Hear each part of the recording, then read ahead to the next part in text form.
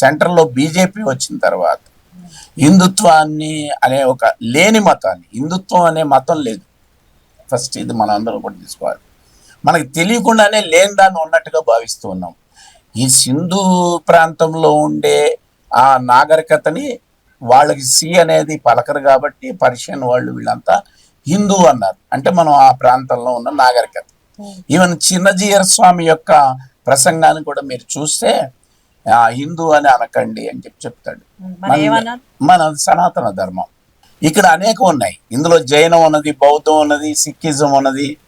గ్రామాల్లోనే గ్రామ దేవతలు ఉన్నారు.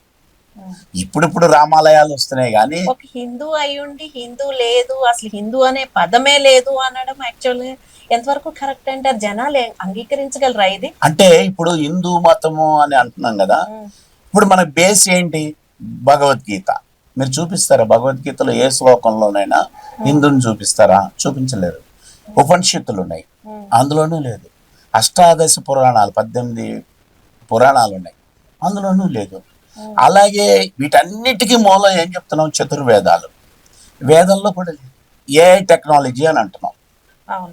ఈ ఏఐ టెక్నాలజీ మన స్వతంత్రానికి ముందే ఉంది అని ఎవరైనా అన్నారు అనుకోండి, మీరు అంగీకరిస్తారా?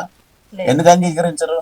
ఉంటే ఆ ఏఐ అనే పదం మన పుస్తకాల్లోనూ మన వ్యవహారాల్లోనూ ఉండాలి కదా. అట్లాగా క్రిస్టియానిటీ ఉంది బైబిల్లో, ఇస్లామిక్ అనేది మనకి ఖురాన్లో కనపడుతుంది. కానీ ఇక్కడ హిందూ అనేది కనపడదు, ఎక్కడ కనపడదు. ఛాలెంజ్ ఇది.